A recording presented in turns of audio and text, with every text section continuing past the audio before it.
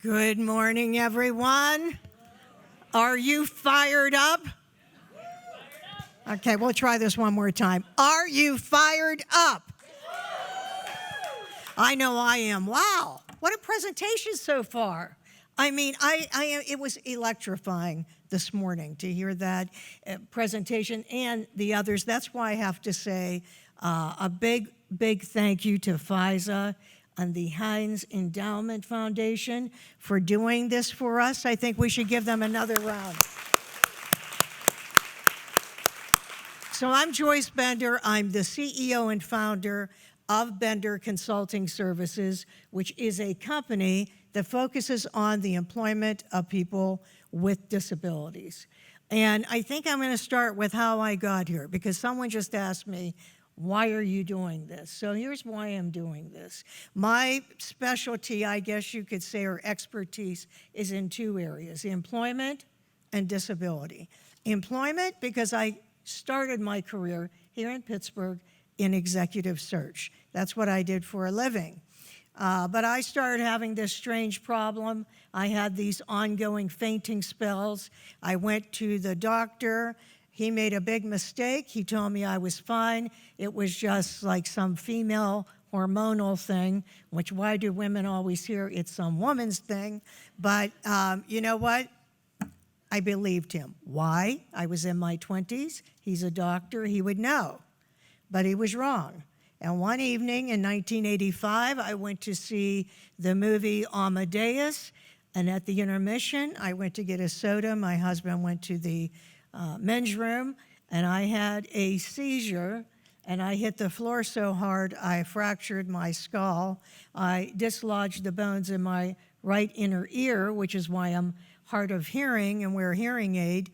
And what happened? I had a subdural hematoma.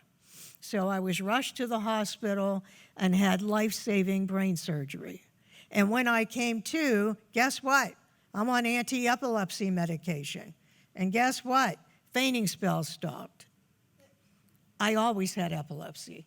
So frequently, it's misdiagnosed. So Paul, when you were speaking, I mean, it really impacted me. I'm thinking, wow, if I lived years ago, I could be in that Cray colony, which just shows you why we have this horrible unemployment rate in America today. Do you know?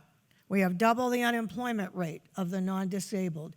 Do you know that 70% of people with disabilities are not even counted in the workforce?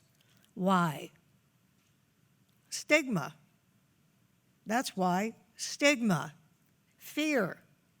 You know, thinking people with disabilities can't do the job. Once again, Paul, wow, when you talked about one of the issues that disability rights leaders are fighting today, it's children being taken away from parents with disabilities.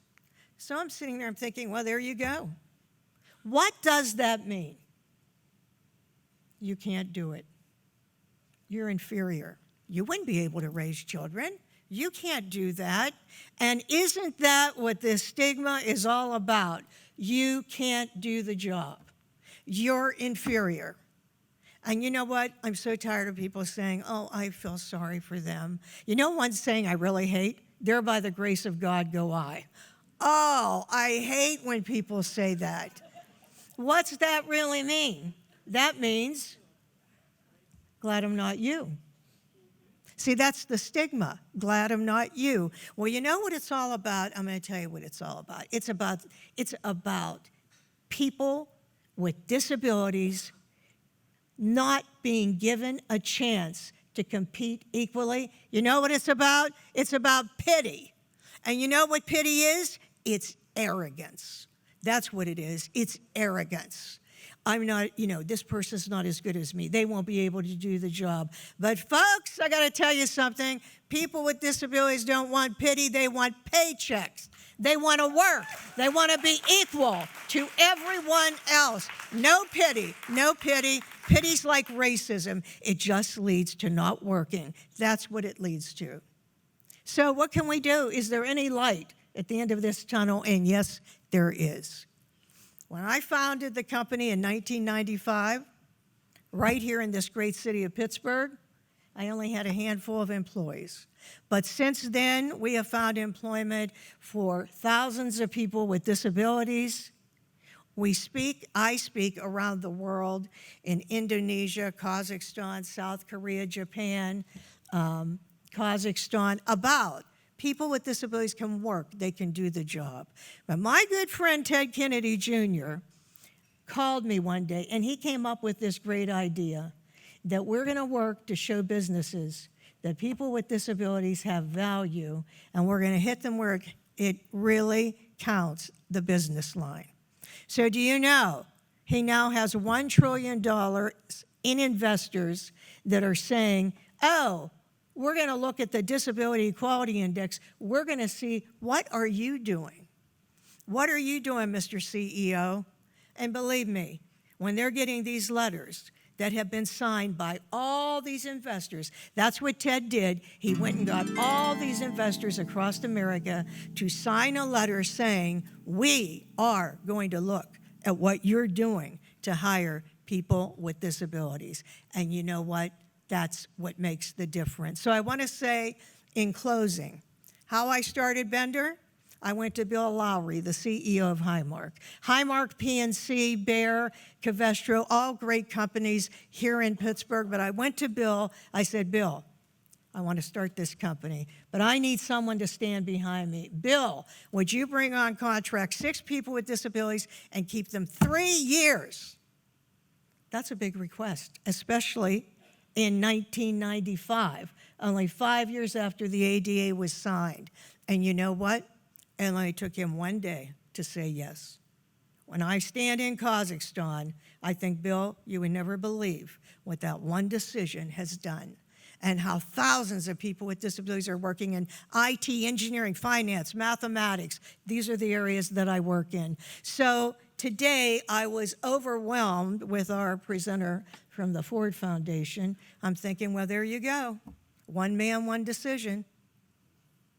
That decision is going to rock the world that he's done, one decision. So I ask you, you've heard all these great speakers today, and you will continue to hear great speakers today. You are going to get a chance to make one decision. Are you going to hire someone? Are you going to fight the fight? As he said, don't tell me or anyone else how great we are. Hire someone.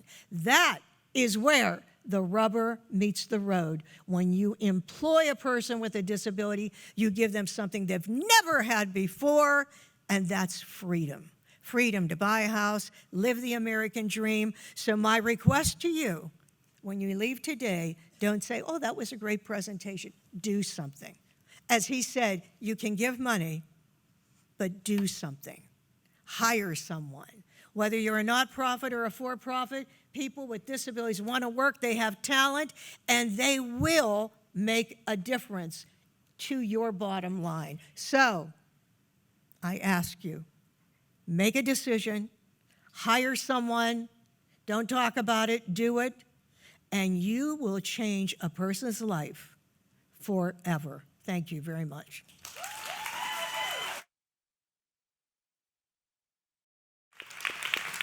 As I was sitting back there, I was shaking my hands. I was like, she wrapped it up.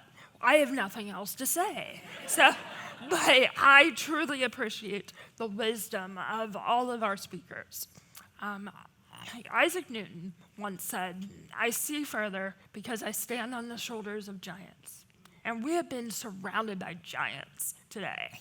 And so you all can be a part of that and stand on the shoulders of the giants of the disability community. We have been given information that would take many of us decades to get, that's just in this room right here. And I truly appreciate all of the wisdom that has been shared with us. I hope that all of you have been inspired not only by how technical things can be, but how easy things can be. By just buying a different mask for surgeries or medical procedures, we can improve communications for individuals. We can simply add a ramp, which is easier than I think some people think.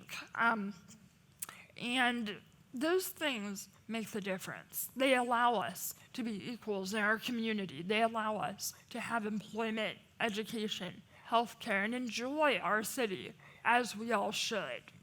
It is not just some other person's job.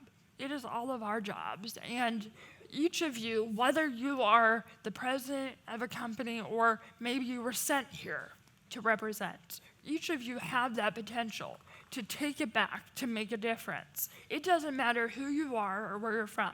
Joyce Bender and I are from a place called Chewton, okay? Chewton is not the metropolis that maybe you guys are all picturing in your mind, but it means that it can start anywhere. It can start on a dirt road.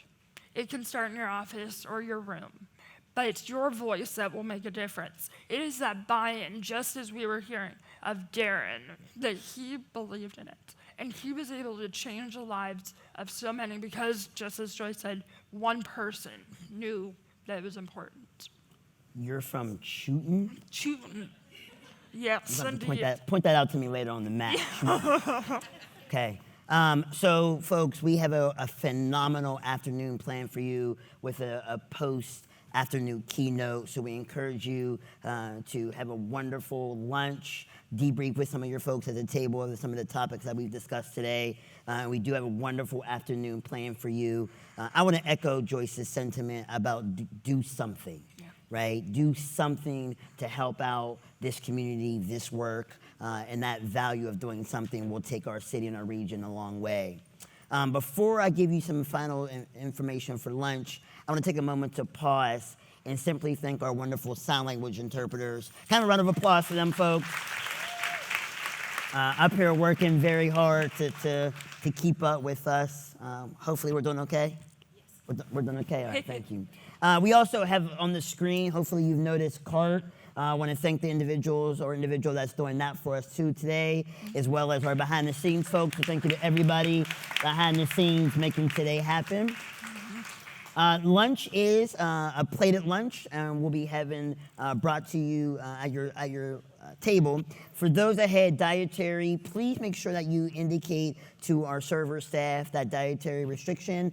We have accommodated or should have accommodated all of our dietary needs this afternoon. Josie and I will be back with you around 1 o'clock to continue our program. And thank you very much for your time. Enjoy lunch. Yay.